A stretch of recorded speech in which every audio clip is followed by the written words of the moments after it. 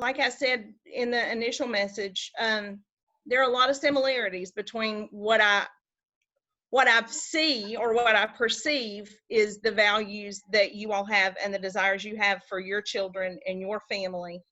They're the same as my husband and I have for our kids and our family. So I felt like we have a lot of common ground to begin with. And I guess I do have questions, but more than anything, tell me what you think I need to know or I need to have a better understanding of if I want to begin the school year next year, meaningfully addressing where we are, not just, oh, let's read a little picture book and, you know, everything is all sunshine and roses in the end, because that's just not where we are. Right. So you guys tell me, you know, you all take it from there, and then I'll kind of, if that's fine with you, and then I'll sort of ask some of the questions that I have. Okay. Well, first of all, I appreciate you reaching out. I don't think we spoke. Takes courage. We just a little backstory. We graduated in '88, Right. Little town, 700 kids, 700 children in a school K through 12. Exactly. 33% white, 33% black, 33% Indian, Native American. I know when we were young, we were kind of in that clique, kind of friends, best same group, right? Clique. You know, we had Mark and Shelly and Joe, Pam, all of us. And then as we got older, we still knew each other, but we kind of went to our corners. Right. That's kind of what happens. And then we connected on Facebook, but this is our first time talking since graduation in '88. Yeah. Well, we may have run into each other briefly at a 4th of July here or there. Okay, right. But probably the first meaningful conversation. And, you know, I left in '86. So I didn't do junior and senior year at Parkland. So it's probably the last time that we have said anything more than a casual, you know, hello, how are you? Good to see you. All the things. So how's your mom and them? Right. So I think it was great, and it kind of touched my heart when you reached out and you said what you just shared, that, you know, you got a 5th grade class, that you really want to talk about the race and the racism and just this divide and the things that separate us, but you really don't have experience and understand the race and some of the issues and things. So we agree, because we just want to have that dialogue, because I think I posted something because of a comment that somebody had said in our back hometown that really got people in the uproar, and they made a statement about, that it was sad what happened, but it was sad? Well, I don't know if they said it was sad. I thought. No, I mean, they didn't say it was sad. They were angry. They were angry about all the looting and tired of all the Black Lives Matter, and nobody did anything for Native Americans. And which then is not true. People just went in on it, and I'm trying to say, you know, we wrestle not against flesh and blood. All this stuff is spiritual, and all of this stuff is. Oh gosh, yes. That we have to. And it's a matter of the heart as well. Right. And so I just posted something that I saw from Pastor John Gray. John Gray and Stephen Furtick. Are you familiar with him? Yes. Church. Yes. And they sat down and they had a conversation. And that's what a lot of the church leaders need to do. And then I told my neighbor across the street, we were talking a while back before any of this happened, and we talked about dialogue. People just have to talk. And what I told her was, your silence is consent. So one of the things you mentioned in the text, you said that we have a lot of similarities. And the sad thing is that we are more similar than we are different. And people don't realize that. They don't realize you know, this is the only thing that really keeps people separated. And it's the fear of not knowing. So that's why I appreciate that when Walt said you want to talk, because I have this a prayer group that we meet on every Monday night, and it was so funny that we were talking and discussing the scriptures, and the Lord had put it in my spirit. It is our responsibility to help our Caucasian, our white brothers and sisters, because they don't know. Some are so far removed, they don't know the oppression and, you know, the things that go along with that. Because, you know, when the enemy comes, he doesn't come with one thing.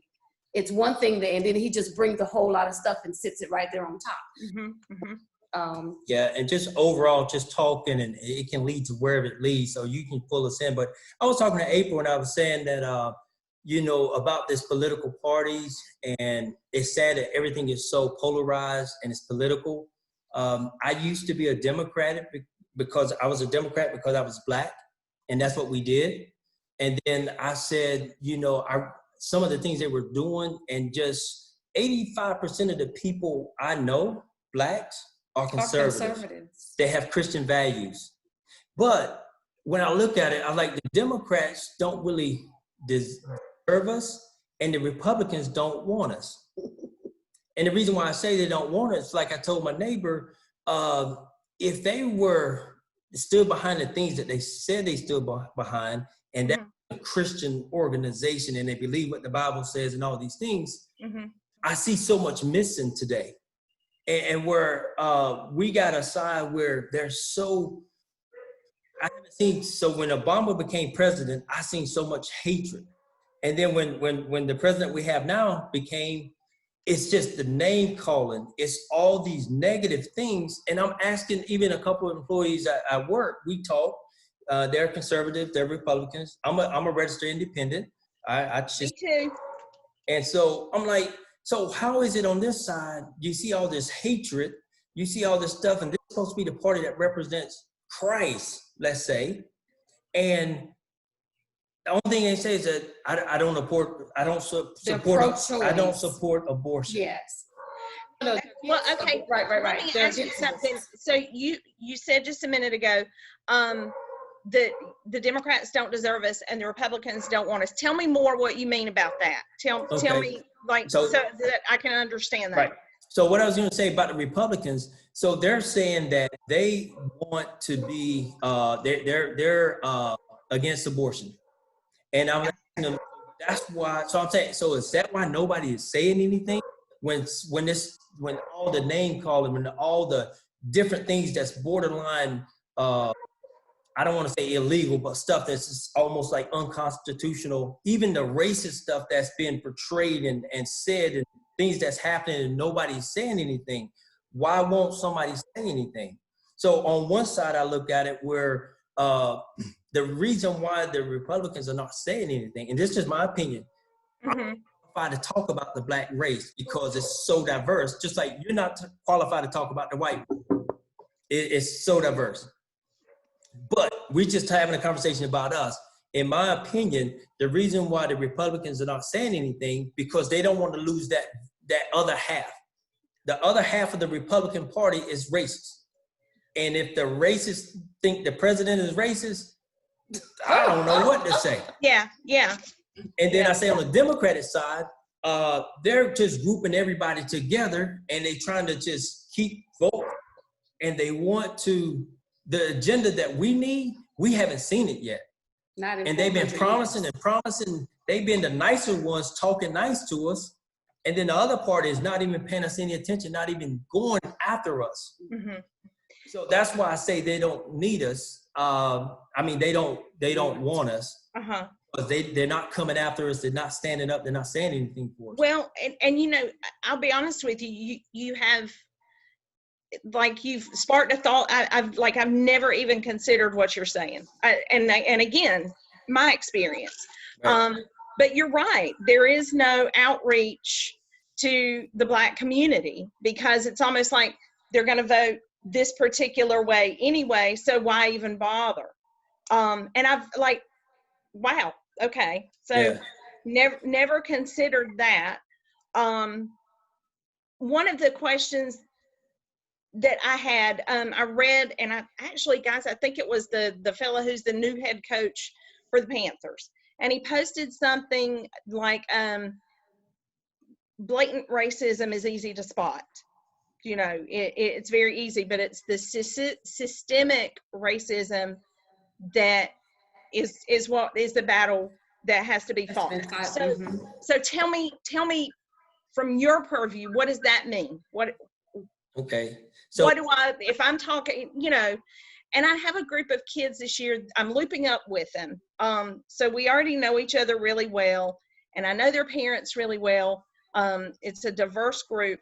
So, and they can handle hearing some heavier topics. Mhm. Like I said, that's Okay, why, fifth graders. so tell me, so I'm gonna say plainly something. stated.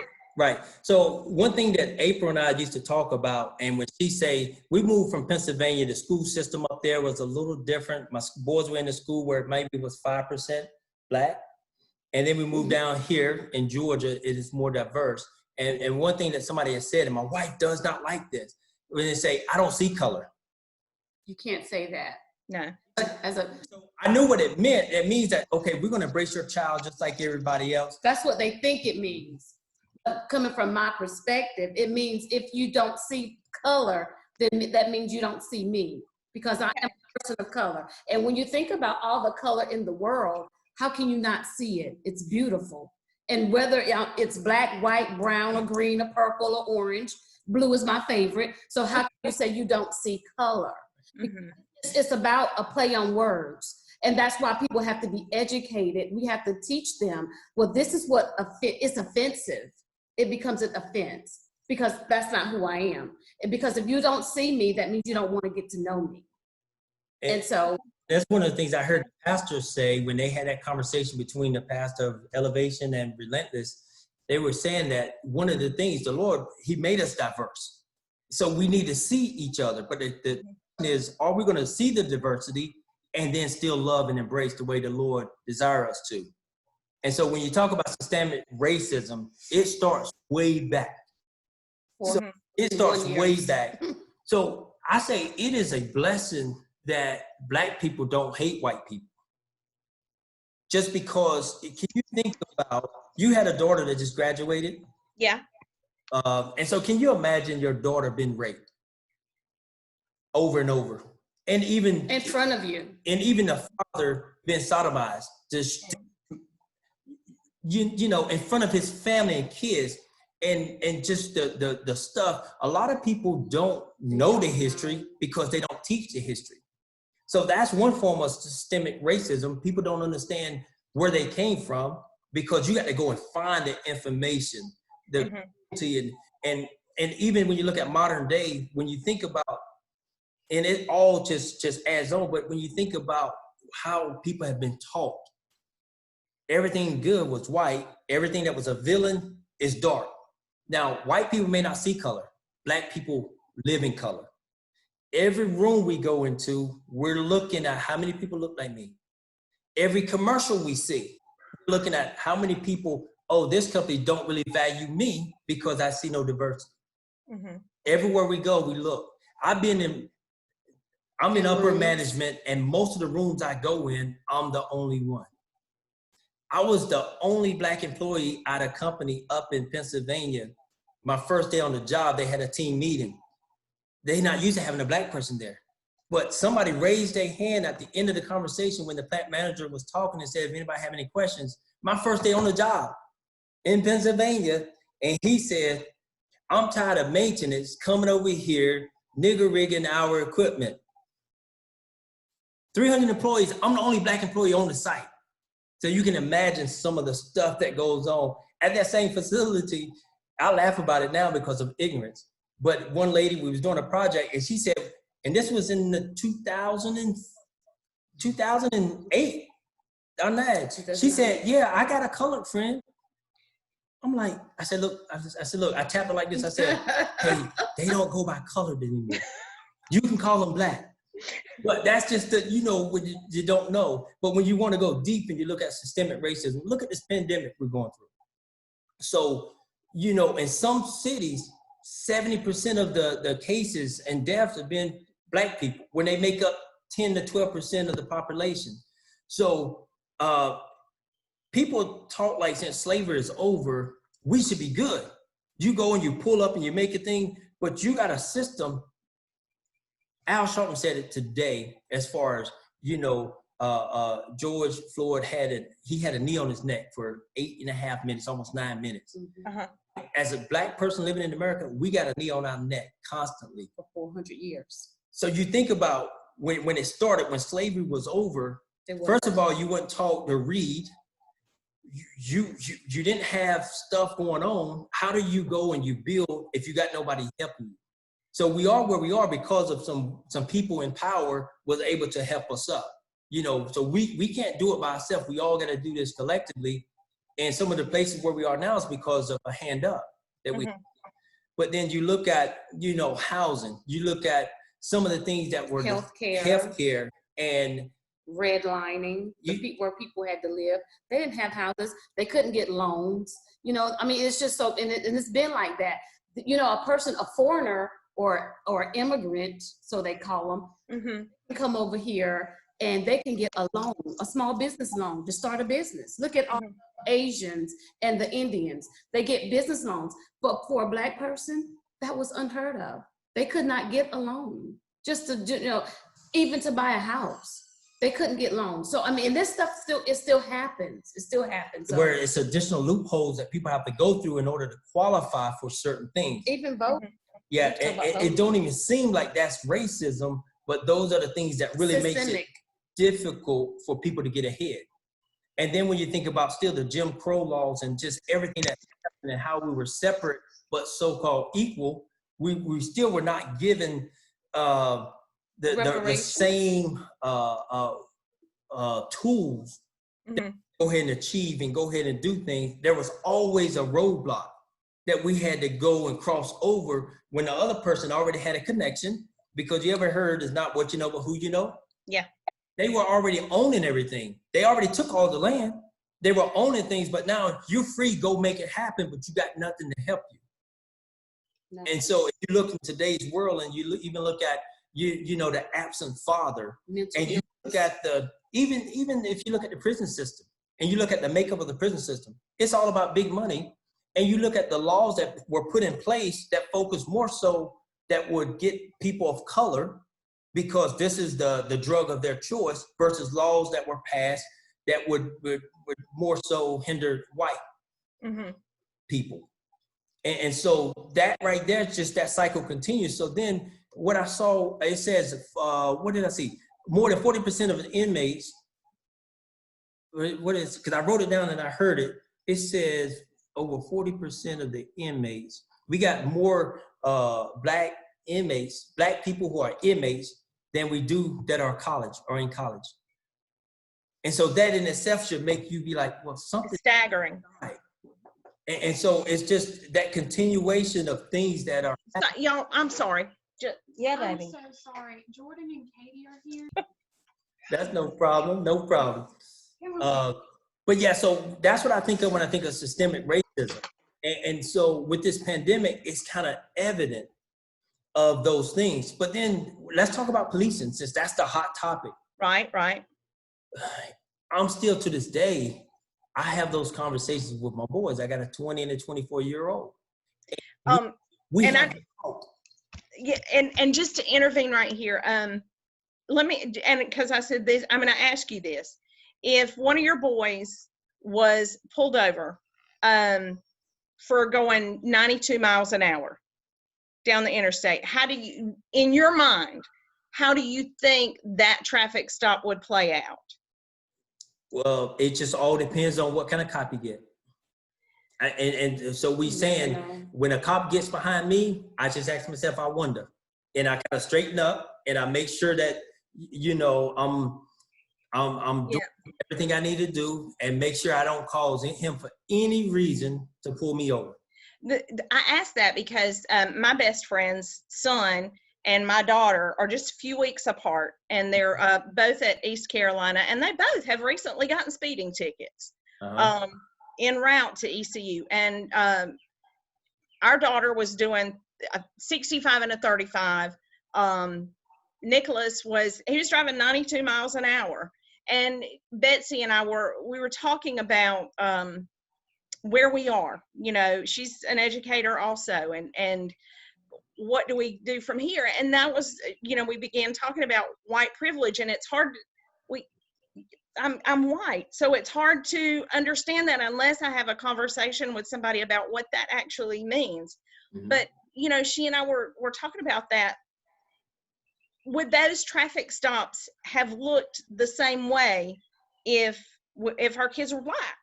You know. So what happened with those? Well, I can say, Well, I'm sorry, go ahead. I'll let you finish. My daughter, the guy was like, honey, I hate to give you a ticket, but my commander says you're going so fast. I've got to give you one. I'm really sorry. And he sent her on her way. And with Nick, he gave him the ticket and said, son, you need to go home and tell your daddy about this and get it taken care of. And that was it. I mean, It all depends on the cop. It all depends on the cop.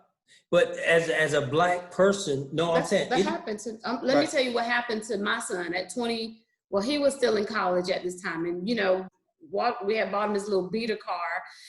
Did some work done to it, so he was had Pennsylvania tags, and there was a crack in the windshield, and then there was some other little things going on with the car. To go get the window fixed, he was on his way, and evidently he had been speeding, so that's what they said. But he was stopped in Rayford, North Carolina, and he was profiled. But it was profiled by a black cop. And let me tell you, he said that they made him get out of the car, probable cause, because they thought he had drugs or whatever. Cops? It was about 4 cops. It was 2 people in the car, so they called 4 cops for 2 people. And so he obeyed the law. He did everything he was supposed to do. Because I made the ticket, I called the police and I had a conversation with him and I asked him, you know, why did he ask him to get out of the car? And, you know, and me, I'm a praying woman. I believe in the power of prayer. And I asked him a few more questions and he asked me what did I want him to do? And by the grace of God, he threw the ticket out. So that was on another, but that was but it was just happened a few weeks before that where I can't remember who it was. Someone got shot, someone got killed. So, you know, as a mother, you know, that's my prayer is, you know, I'm telling my sons, just get home. Do what you got to do to get home. Cause you know, when you are, I have never been in that position, but I've heard when you're in those, in the moment, sometimes, you know, things can get out of hand. And if you're, you know, if you try to buck up or anything like that, and that's another thing that when other races call you like boy, you're talking to a grown man, but you calling a boy. So, you know, it's provoking, you know, we have to be careful. It's degrading. And it's degrading. And so we have to teach them those, you know, those type of things that you just have to get home. You're trying to get home so you can fight another day. So you can fight another day. But one thing when I think about as far as what blacks see and then what whites see in their response. So when you think about Michael Vick. Yeah. White people were outraged because he allowed some dogs to fight. Yeah. Well, he didn't do it. He did it on his property. Well, his people, whatever, regardless. I don't care if he was I there. love Michael Vick. I don't care. Yeah. They were outraged. But we didn't see that outrage when people got shot running from police, when people got shot in their homes, in the homes, sleeping. And when people got shot, you know, in a car, telling the police that they got the concealed firearm, and they over there shaking. You can see it's the blatant things that we can see with our eyes. That's where, you know, it becomes like what's that word? It's just horrible. But the thing is, it's just, you know, the silence. They don't say anything about that. But then, like Michael Vick, that's all you heard. Yeah. And that makes people say, well, if you're not going to voice your opinion about that, and if you're going to say nothing about that, are you a racist? That's what people are asking the question because you're not saying anything. Now, it's sad to say, but this event here was tragic. That just happened. But I'm prayerful that it won't be in vain, because all things work together for good for those that love the Lord. I mean, that's word, right. And I believe it. And just for what I'm seeing out there marching, it's more black people more white people in some areas than black people. And just to see that melting pot, it's like, if not It's hope. Now is the time Hope. for us to unite and put this reform that we desperately need. Well, as I said, I want to move beyond just, okay, well, here's my life, so here's what I understand. That's how you said in the beginning that you can't relate and you don't know, just ask and believe somebody when they tell you how they feel. And it's okay, feelings are feelings. But I can't if you tell me you feel a certain way, I can't deny that. Now, I may not have had anything to do with it, but I can at least acknowledge your feelings and then I can hear. And I think the more we have. And I think that, like as a white person with my experience, I think that is a fear. Like, It's fear. It is that I won't, or do you assume that because I'm white, I'm racist? Or if I ask, will you know that it comes from a place that's pure of heart? That, those are the white people questions. Uh-huh. Like, what can I do to help? Like, because every white person is not a racist, just like every cop is not bad. And that's the thing where we go wrong when we stereotype. And so the thing is, every black person it does not feel like that. What they want to do is be heard, and it's okay to disagree, but it's just have conversations. You need to understand what my struggle is, because when you're silenced, that's when you talk about, so we know the racists that's out there with the rebel flag, and I know they say heritage over hate. Okay, yeah. But what is the heritage that you had? The heritage that you wanted to keep slavery, that you was fighting to keep slavery? Is that the heritage you want? That's just like I heard today when he said, make America great. Make America great for who? It wasn't great for the white woman because they didn't have votes back then. It was only great for the white man. It wasn't great for the black. So what are you saying? Mm-hmm. Subtle stuff that he's talking to certain people. And so when people hear that, it's like, how are they allowing all this stuff? And black people are just sitting back and they're watching what people say. And so, what they're not saying. Right, more so what they're not saying. Okay, and there is, what do I need to say? What do I need to say so that I can do my part to meaningfully change the dialogue, at least in my little part of the world? But that's the thing. It's nothing that you can just say that's going to be a cookie cutter type thing. Right. Be genuine like you were today. The fact that you call and you want to just have a conversation because you're curious and you really want to be part of the solution and not part of the problem, that's the best start. And if you want to know, people know when somebody's serious or not. Yeah. And as an educator, I've been in those rooms as well, as far as with children, especially with children. Children pick up when people love them. Oh, for sure. They know, and they're not, they are so verbal. Some of them will tell you. Yeah, they don't cut you any slack. They don't let you slide for nothing. But when you're in those rooms with the teachers, because I know we have to have meetings, and I know that there are some kids. I was in her classroom where the whole class had EIPs, the whole class, okay? Yes. EIP is a educational, what is it, a performance. Okay. It's a performance plan. Like an educational individualized plan for students who are academic difficulty. Right. Okay. And there was a whole class full of these type of kids. And so what I did, I pulled some to the side. And because I didn't know, I don't get their folders. I didn't read their EIPs. I didn't know that they had issues, especially with children. So you have to be delicate with them. And not showing them special treatment, but showing them genuine love and speaking to them in a way that they know. Because I'm telling you, they can feel it. Because I didn't know these kids, but the next day, this little girl walked up to me and just hugged on me, because she saw the love that I had for her. Even though she was wild out, she was acting real. Because they can, when they start feeling, they start smelling themselves, and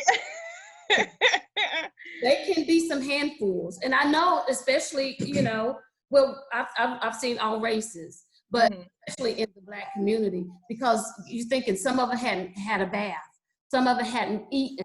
Some of them have to go home and they're with abusive parents.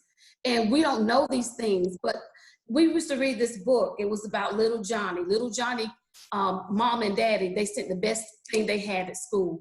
And Absolutely. Always had, you know what I mean? And that keeps me sound. Little Johnny, that's the best thing they got.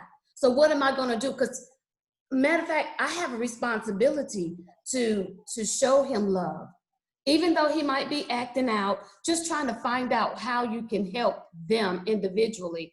And then, you know, well, you can help everybody, but I know you can't just be like on one person because you have a whole class. Mm-hmm. It's just finding those ways. And I know through prayer, he'll give you the strategy. And even when you're in the rooms with the other teachers, because I've seen things and I've heard things, you have to be a voice. But that's why I was getting ready to say, not only the teachers, but you can be a voice with the teachers. But you said, you know, what can you do and what can you say? You probably can do more good, not about what you say to a black person, but it's more so about what you say or don't say to a white person. Mm-hmm. Because you'll be in those rooms when certain conversations are being had.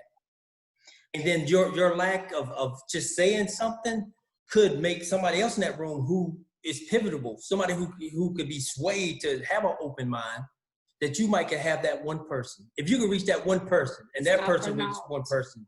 So that silence is still so important that we stop it and we start having a dialogue. But we got to have this dialogue, but also white people have to have that dialogue. And you can't. You're right.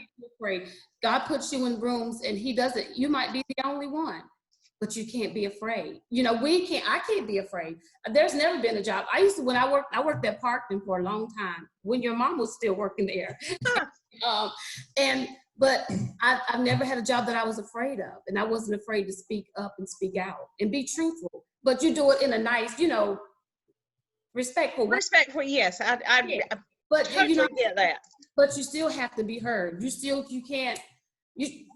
can't be silent. Yeah, she was never afraid to speak up because she wanted to be a stay-at-home mom anyway. Yes.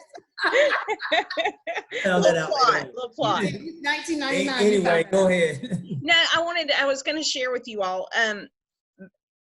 My daughter today, she's 19, and she and I were out running a few errands today, and she's just talking, and she said, you know, Mama, I posted something on my story. I don't know, all the different, you know, I think this might have been her Snapchat story, whatever. Mm-hmm. And she said, you know, just basically what you just said, April, is, you know, we can't not say anything anymore. We can't assume that if we don't, you know, join in a racist conversation or what have you, that's enough. And she said, and this kid from wherever, she said, he swiped up on my story and said, I think you're missing the point of all lives matter. And this was her response. And this is not a conversation that we have really had at length up to this point. And she said, you know, Mama, I just messaged him back and said, well, you know, it's kind of like if you and I were neighbors and your house caught on fire and the fire department came out and they camped out in my yard or she said, and they start putting out the fire. And I went over and tapped them and said, but hey, what about my house? You know, my house isn't burning. Ooh, you know, I like that. And I was like, okay, kid, wow. You know, so out of the mouths of babes sometimes. That's deep. But anyway, would you all be willing to share your emails with me? Because moving. Do I have yours? Yeah, I'm gonna send it to you. Oh, yeah. Okay. Because I was just thinking, moving forward, I know I'm going to have questions. I know there's going to be things that I want to seek a trusted voice to answer. Also, I would like to document also, you know, because you've recorded this, and then also document and maybe like journal with my students this year. That's good. And just, Oh, you'll find out a lot. Oh God, that's so good. I got chills on that one. Yeah, that's good. well, I did a thing last year. Then we were anyway. It was something I wish my teacher knew, and unreal the things that, you know, some of them are sharing like, I wish my teacher knew I could blow spit bubbles off my tongue, and some of them are like, I wish my teacher knew my dad's deployed and I'm scared he's not going to make it home. You know, so I'm thinking along those lines, but with current now topics. And I would just, you know, who knows, we might co-author something together. Yes. Yes, You know, That'd be fun. However, I mean, just the fact to have the dialogue this time, I was surprised to hear from you. I mean, I was shocked. I didn't know. Tell me why. Tell me why you're surprised. I'm just, you know. Honest. You want to be honest? Yes. I want to be honest. So it was kind of polarized where we were. It was everybody went to their corners. Yeah. And your mom, she wasn't the nicest person. She didn't teach me. I wasn't there. And so when I was like surprised. I'm like, wow. Yeah. I'm serious.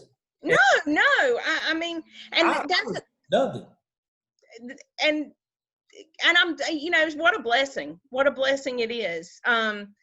You know, like I said, all things will work together for good for those that love the Lord, including moments like this where we shock each other.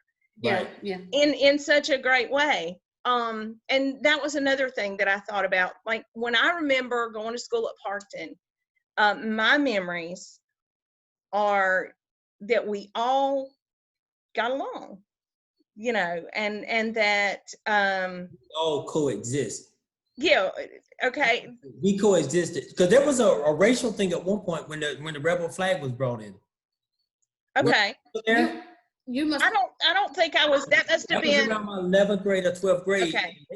Did they bring the police out? No, Mr. Lane. We just had an assembly, and he cried, and because he was hurt. It was, you know, and it was a lot, just over like a lot of misunderstanding, and that's what it was, because it was a group, a song group called the 98 Posse. So for the guys, you know, the black guys, they were like, we the 98 Posse, but it was a rap group, right? Yeah. So I think it was, well, I'm gonna Don't call them names, but they brought the rebel flag to school.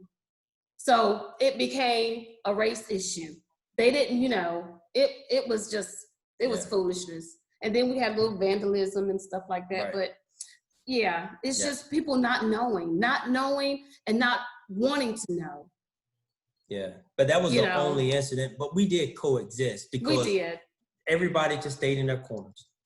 Well, and you know, it's funny because we romanticize our past. We, you know, or we idealize it at the very least. And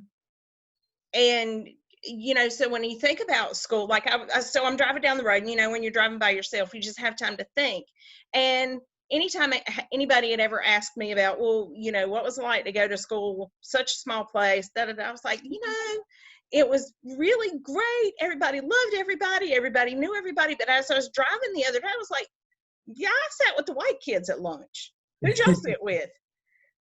Right. You know? Yeah, at a certain age, you hung up with your own. And it's, and that, I guess, for me is looking back, that's maybe my first memory of what we're talking about as being systemic, is that we have to be separated, you know. Look at our church. That's the most segregated day, Sunday. Yes, the most segregated hour of the week is the church hour. And when we moved to Pennsylvania, we were looking for a multiracial church. We wanted to have that melting pot. And we did find it in one of the churches in Harrisburg. Well, no, really, it was Lancaster. Mm-hmm. Church. I'm going to give them a shout out. Journey Church. No, it was Dayspring. Well, Dayspring was the first one. Yeah. And then we ended up at, Dayspring was in Harrisburg. That was multiracial. And then we ended up to another church. We were always looking for the multiracial churches. Mm-hmm. I went at Journey Church in Lancaster, and that was just a melting pot. Hispanic, blacks, and whites started to come. Had a pastor there, and it was just so lovely to see everybody worshiping together. And so when you find that, that's where we need to be going we need to be, we don't have to be in the same church to worship, but we need to be worshiping together as Christians. We got so many Christians that's silent to all these injustices, and that's what has to change. Yeah, well, and I will tell you that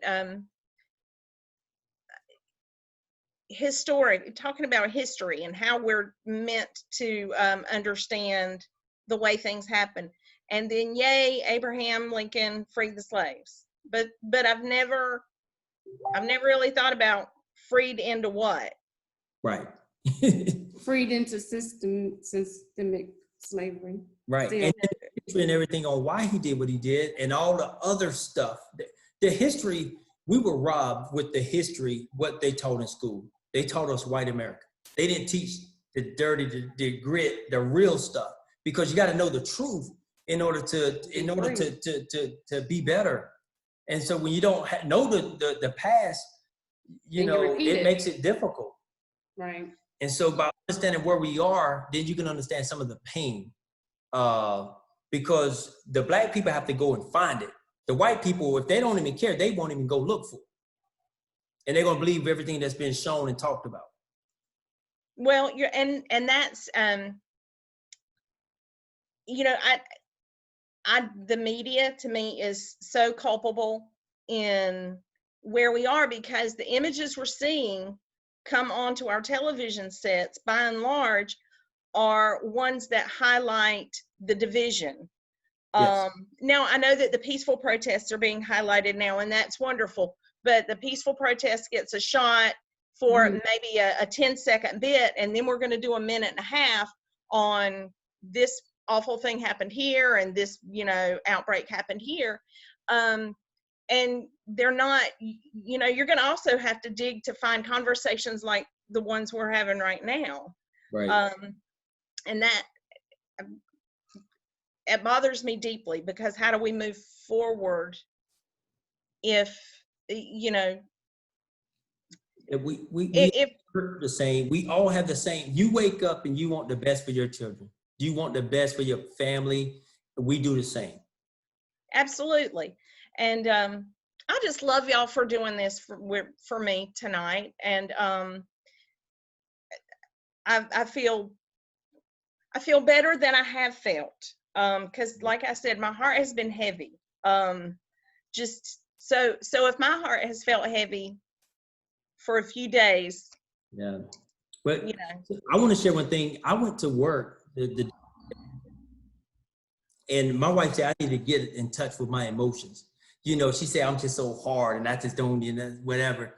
I went to work when we looked at we saw it. We didn't even want to look at it. We didn't want to look at it. I didn't want to look.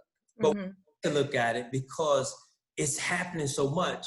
And we believe it, but the other people don't believe it's happening. Now we got video of stuff that we're not surprised. We're shocked, we're mad, we're frustrated, we're angry, and so we force ourselves to watch it. She cried, and then it came on again. We didn't look at it because we saw it.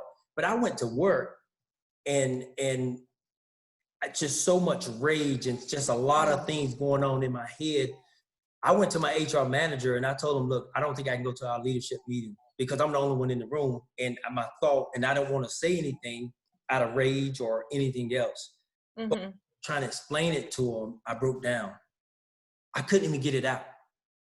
And he was like, had his look on his face like, he don't even know if he knew what was going on. He said, no, you can work from home. You can go and our meeting was in like another hour. I went and I prayed. I put my worship music on because going home wasn't going to fix anything. And I felt better about it. But just that was painful to watch. And it wasn't something that we're not surprised, but it just shows the state that we're in, that you're going to do that on national TV. That's why change is so important. We got to have the transparency. We got to have the dialogue. And we can't do this by ourselves. What we see in the streets and these people that don't look like us, standing up for us, and said no more, not on my watch, we got to use this as some momentum as a catalyst for change. Oh, absolutely. I believe we're at a pivotal moment in history. As I've been telling my kids practically since January 1st, you are living in history right now. Take it all in. Take it all in, because this is a time to be alive. Yeah.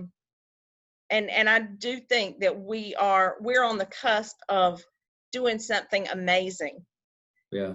If I agree.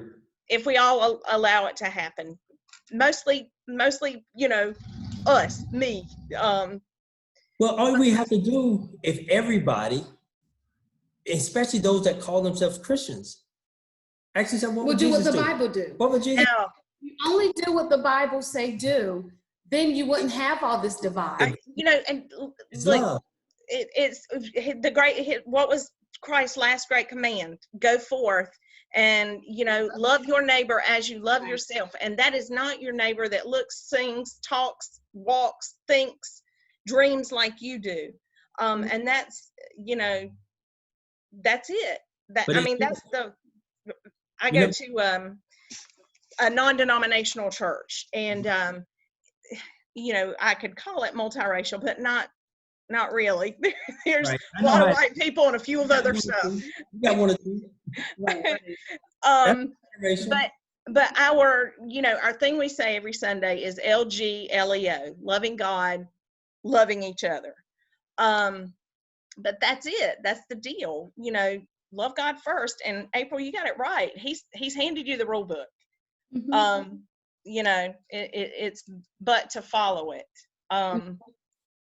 And like I said, that's a beautiful sight. No, I'm just saying that's a beautiful sight when we see that, when we're standing up for each other, where we're going to be the voice for people. The stuff that I'm seeing in this, even where, I see a white lady with tears hugging a cop.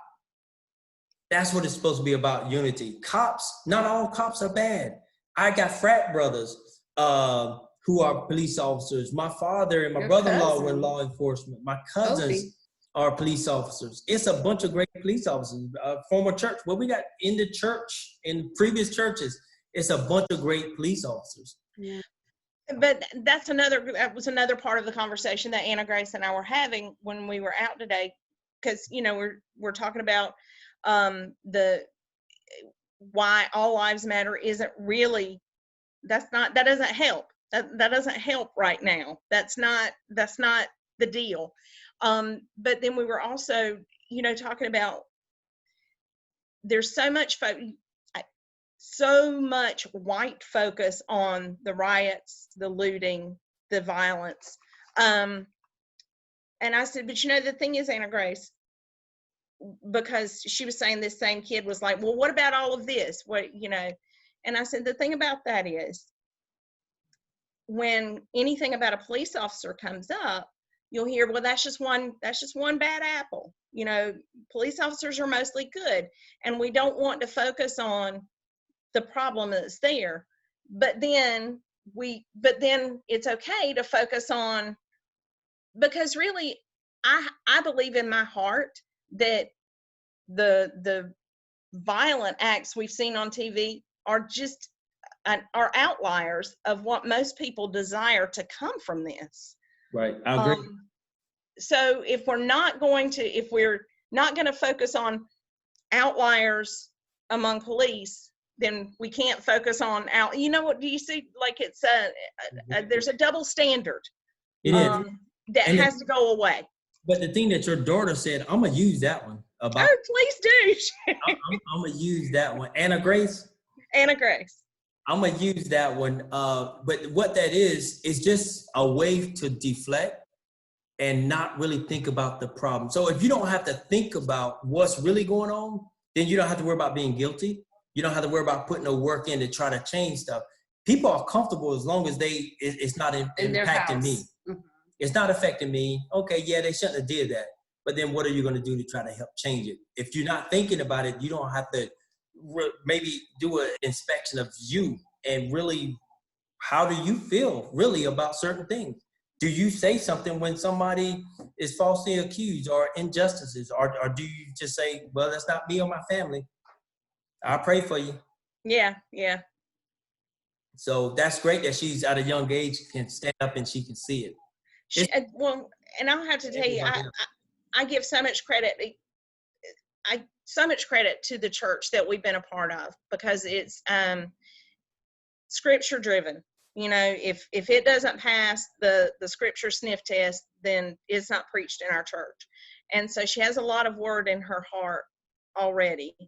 And I'm thankful for that, because she's so much, I tell her this all the time, you are so much farther ahead in the worship game than I was as a 19-year-old young woman. And for that, I'm so thankful.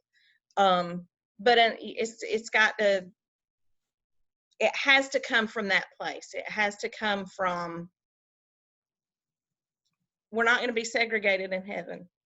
Right. You know? And I know that's simple, and that sounds so simple, but at the end of it, if I want to live if I want to live in heaven for all eternity, but I can't sit down and have this conversation with you, then am I really getting in? Right. Well, and that's a good point, because when we're talking about using the scriptures, now a lot of people, they know the Bible, they say they love the Lord, but as it comes to the, it has to really come from the heart, because back in those days, they used the Bible to browbeat, or they only taught half the Bible. They taught the part about being submissive to your slave master. That's what they taught the Black people. They didn't teach them the whole book. Nor how to read. They didn't teach them how to read the book. So all they knew was what they were given. And we have the Southern Baptists. They were Christians, but they also owned slaves. Right. Yeah. And they thought it was right. So, that's that kind of stuff that, I'm a gun toting and I'm quote scripture, but why does your voice change like? What? Like what? I heard it. Did I talk? I'm sorry. Yeah. Okay. But you know what I'm saying? I'm just saying that, we have to be even careful with that, because even if a person say they love the Lord and they know the word, but what's in your heart when you look at that other brother or sister, or when you see injustice, or what happens to you? Can you feel, we're supposed to help carry our brothers and sisters' burdens, right? We're supposed to help them. So if I see you in need, or if I see something happen to you and I shut up my bowels of compassion, how dwelleth the love of God in me? So it's all about that. It's about the heart. It's about the heart, because I had some issues. I used to have issues. I didn't like white people. I did not, because of the things that my parents went through. You know what I mean? I don't blame white people. As I got older, the best thing, what I really would hope that I think needs to take place in every college around this world, it needs to be mandatory that they take an African American history class. And that would open up the eyes of people to stuff that they don't know, because it's not going to be taught in our schools unless we write the book. Well, and you had posted the article about Black Wall Street. Yes. Yeah, I read it. I read it. I've never heard anything like that in my life. Yes. And so much more. But there's so much more. If you think about it, people are in the uproar about rioting and looting and all this other stuff. But how was this nation founded? We were taught Christopher Columbus. That was a lie. Yeah. I mean, we robbed. We took it. Oh, he was awful. He really was. That's what the United States was built on. Right. But then if you look all through the Black, once the freedom and the slavery and it was over, the so-called freedom, and we talk about Black Wall Street, and we talk about the lynching and the that was one of the biggest acts of terrorism. Terrorism. And the police was standing by. They were involved. The Klan, most of them was part of that, but nevertheless, That's what this country was built on. It was- And the blacks know it. And that's why I said for blacks to not hate is only by the grace of God. Why do you all think? Because, I mean, there are so many races and ethnicities in our country. So why do you think that this level of racism and is so focused to the black race? Why is it like Asians that are here? Why do they not suffer the same sorts of That's a good question. judgments? Or I think we probably would have two different answers. You know, as a black man, I can only believe what I believe, but I believe it's out of fear. I mean, we have the exact same answer, but I think it's because of fear. I mean, if you look at what we have accomplished with a knee on our neck, can you imagine what would happen if we had the same abilities and opportunities that the other people had? And I think it's afraid of that power that we're going to just do to them what they did to us. And I really think that's why they don't know it, but I think subconsciously they were taught, you know, that we were inferior. And then their children was taught it. And then there's a fear for some reason, you know, of a black man. that you're not really inferior. No.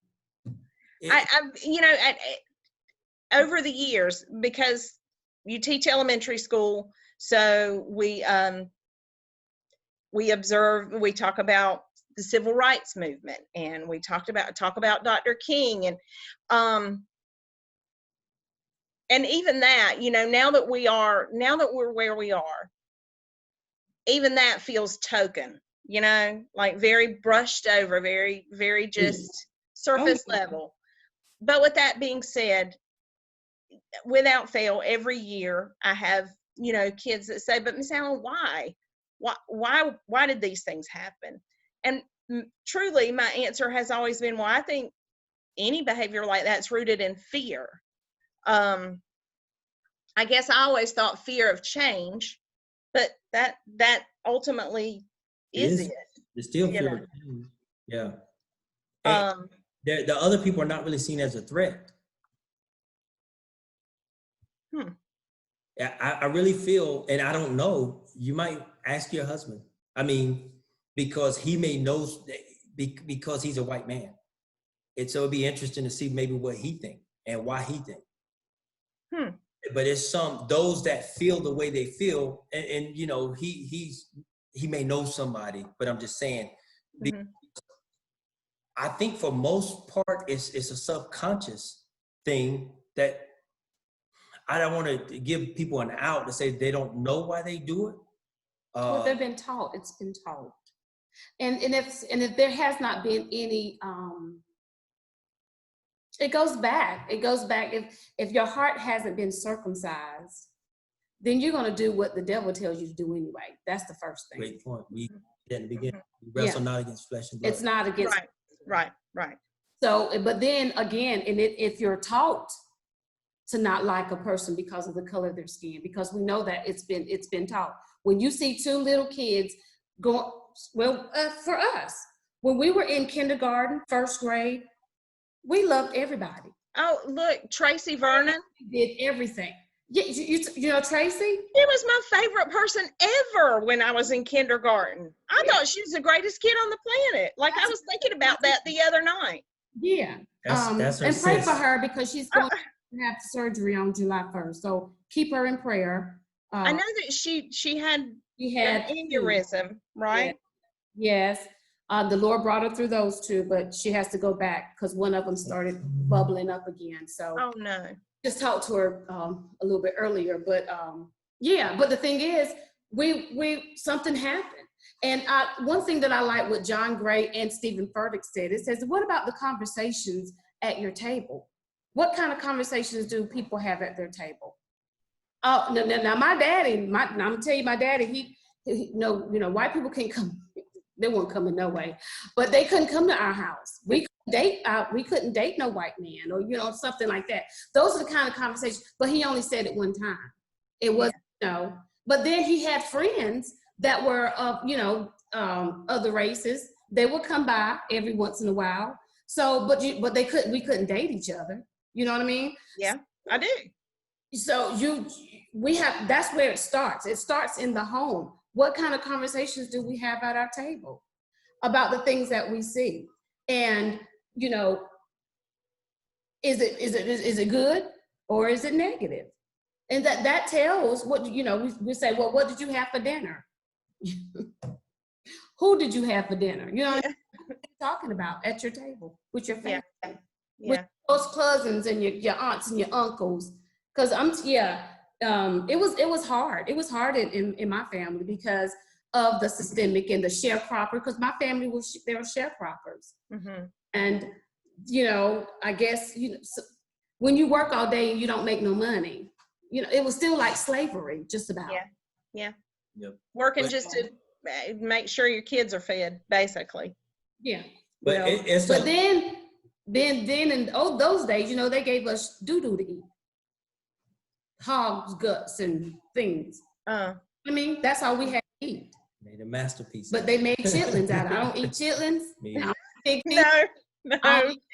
No. But I'm just saying. Right. The worst conditions, and they made the best out of it. So it's. Yeah, but one thing, it's going to start with education. You got to be educated. And you have to pull the covers back. So like you said, you see what age you are, and you never heard of Black Wall Street. And I didn't hear of it until I was, I heard a few years back or whatever before I heard of it. We have to expose the cover, expose the nation of what this nation was built on. And then that's the only way we can heal, have the transparency. And I've seen something on where it was doing that talk with the pastor from Relentless and Elevation. Was talking about Have you seen? Did you watch that? That's what I was going to ask. Is that available? Like, can I YouTube that? I'll send it to you, but I posted it on that that page that started our conversation. It's in there, but I'll go back. I'll just send it to you. No, I'm gonna send it through all that because it's hard to find. But one of the things he said something, I don't want to mess it up, but it was like, it's not about we need you to be sorry for what your ancestors did, but maybe you need to repent for how you feel or what you didn't do, and maybe need to repent for the hatred that they have. And then the healing process can start. But it was a really good conversation, just like this conversation.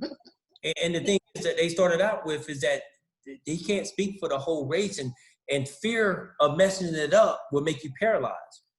So this is just a raw conversation of, we may say something that's incorrect as far as a fact, but it's the principle that we're really trying to focus on. Right. Just have a conversation. I may say something that offends somebody. You may say something that offends somebody, but we're just having a conversation. We need to have more of it in America. Absolutely. If you guys will send me your email addresses, because I know that my mind is spinning right now. And my husband is, he works with the fire department, so he's there tonight. So I want him to come home tomorrow and us to talk about what we've talked about. Again, like I said, I just thank you all. I love you for being willing to do this. We love you for reaching out. And like you said, we felt honored. And this is just the beginning. This is the beginning. It takes courage, and that's part of it. It takes courage and it takes boldness. So you got what it takes. I read it because and honestly, like, it had been on my heart to reach out to you before I saw that post. But then when I saw it, I was like, oh, okay, Lord, I hear you. I hear you. Because I actually said, go and talk to somebody. Instead of people going to their corners, go and find somebody that you can have a conversation with, because we wrestle not against flesh and blood. Right. And I said, become the bridge. And so when I typed it out, what I was messaging you in my notes first. So if I didn't have to retype everything. And my daughter was out here. I said, okay, here's what I'm thinking I want to do. And I said, does this sound okay? So, I just am so glad that you all were receptive. And just what a great place to start. Right. Yes. My prayer is that more people are like you and want to know. Well, and my job from here is to be the hands and feet for him, Right. in how we move forward, because we're meant to be a corporate body, and not just financially corporate, but prayerfully corporate. In all ways, we're meant to support one another wholly. Exactly. That's right. That's the truth.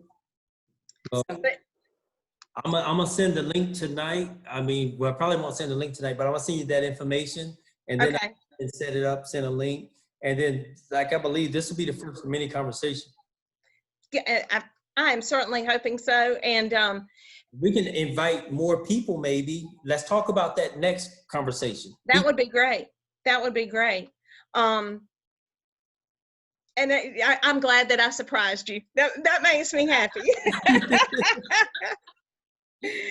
Well, I'm gonna go in here and check on my people. Thank you all so much. I love you. Have a good evening. You take care. Talk to you soon. All right.